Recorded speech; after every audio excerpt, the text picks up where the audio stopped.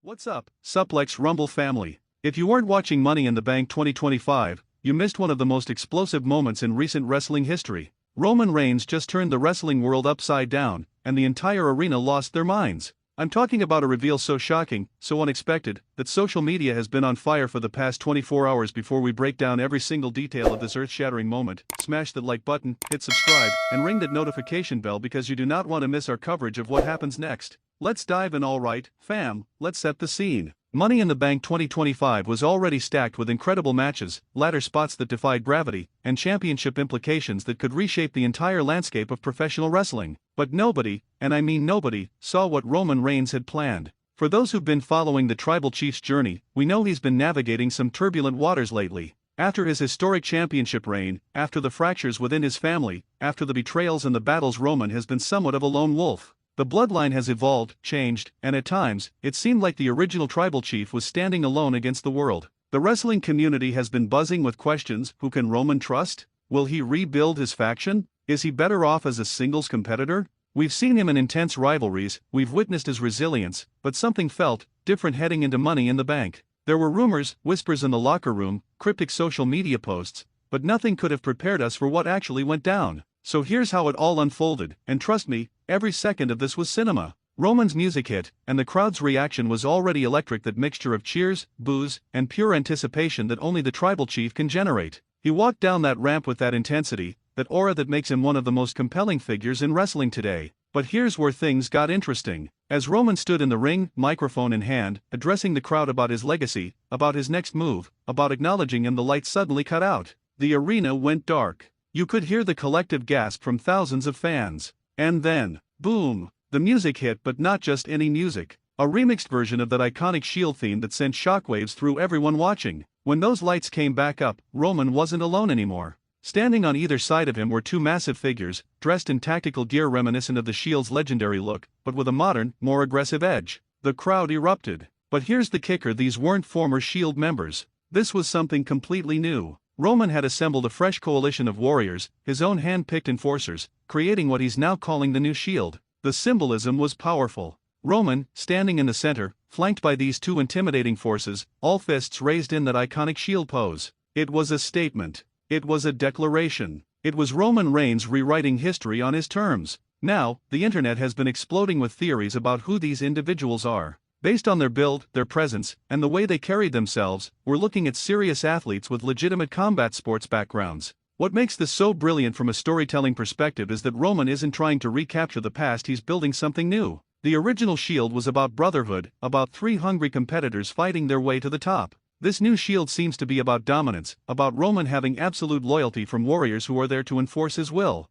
Think about the strategic genius here. Roman learned from his previous faction experiences. He's not relying on family politics or complicated dynamics. This is business. This is warfare. These are soldiers in Roman's army, and their mission is clear: protect the Tribal Chief and eliminate anyone who stands in his way. The tactical gear, the coordinated entrance, the way they positioned themselves, everything was calculated to send a message to the entire roster. Roman Reigns isn't just back in the faction game, he's revolutionizing it. One member appears to have a powerhouse build. We're talking about someone who could match Roman's physicality in tag team situations. The other has a more athletic, high-impact style based on their movements during the segment. Together with Roman's ring generalship, this could be an absolutely devastating combination. Fam, let me tell you, the wrestling community lost it. Within minutes of this reveal, hashtags were trending worldwide. Fans were posting reaction videos, creating memes, and debating what this means for the entire wrestling landscape. Some fans are absolutely here for it. They're saying this is exactly what Roman needs: protection, backup, and a faction that can help him reclaim championship gold while creating incredible storytelling opportunities.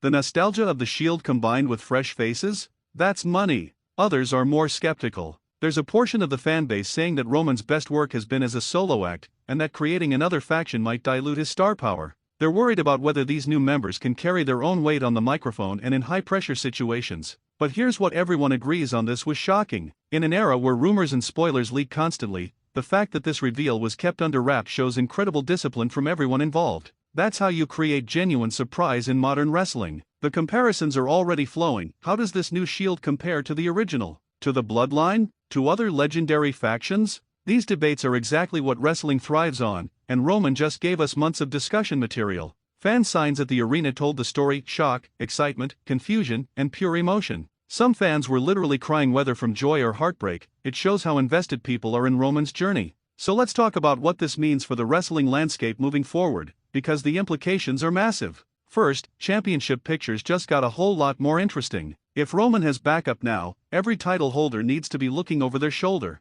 The new Shield could feasibly target multiple championships simultaneously, Roman going after the world title while his associates pursue tag team or mid-card gold. That's faction warfare 101, and it's incredibly effective storytelling. Second, this creates natural rivalries with everyone. Every major star who's been feuding with Roman now has to deal with a numbers game. Every faction on the roster, whether established or emerging, suddenly has a new threat to contend with. The storytelling possibilities are endless. Think about the potential matches: new Shield versus any combination of top-tier talent, six-man tags that could main event major premium live events, wargame scenarios where Roman's tactical military-style faction goes up against rivals in the ultimate warfare match. I'm getting goosebumps just thinking about it. Third, this opens up character development opportunities for Roman himself. Is this new Shield about protection, or is it about Roman's ego needing validation? Is he creating warriors, or creating weapons? The psychology here is fascinating. And let's not forget, factions create defection stories. Will these new members remain loyal, or will we eventually see betrayal? Will someone from Roman's past confront him about replacing the Brotherhood? The layers of storytelling that can unfold from this one moment are incredible. For the rest of the roster, this changes everything. Forming alliances becomes more important. Singles competitors might need to find backup. The entire dynamic of programming shifts when a dominant faction emerges. Let's put this in historical context for a moment. Factions have always been crucial to wrestling's greatest eras. From the Four Horsemen to D-Generation X, from the NWO to Evolution, from the Shield to the Bloodline, when wrestling hits its creative peaks, factions are often at the center of it. What Roman is doing here is writing himself into that lineage while also trying to create something unique. He's not copying a formula, he's adapting it for modern wrestling. The original Shield worked because it was three equals fighting the system. The Bloodline worked because it was about family and legacy. This new Shield appears to be about Roman as the general with loyal soldiers. That's a different dynamic entirely. History tells us that the most memorable wrestling moments often come from faction warfare. The possibilities for betrayals, alliances, surprise returns, and epic battles are amplified when you have groups competing for dominance. Roman just reignited that element of wrestling storytelling in a major way. So there you have it, Suplex Rumble fam. Roman Reigns shocked the world at Money in the Bank 2025 with the reveal of his new Shield, and wrestling will never be the same. Whether you love it or hate it, you have to respect the boldness of this move. Now I want to hear from you. Drop your thoughts in the comments below. Are you excited about the new Shield? Who do you think these members are? What matches do you want to see? How do you think this storyline plays out? If you enjoyed this breakdown, absolutely smash the like button. Let's get this video to 10,000 likes. Subscribe to Suplex Rumble for daily wrestling content, analysis, and all the latest news from the squared circle. Hit that notification bell so you never miss an upload. Share this video with your wrestling friends because everyone needs to talk about this moment. I'm signing off, but remember, in the world of wrestling, anything can happen, and Roman Reigns just proved that once again. Until next time, keep rumbling, and I'll catch you in the next one. Peace.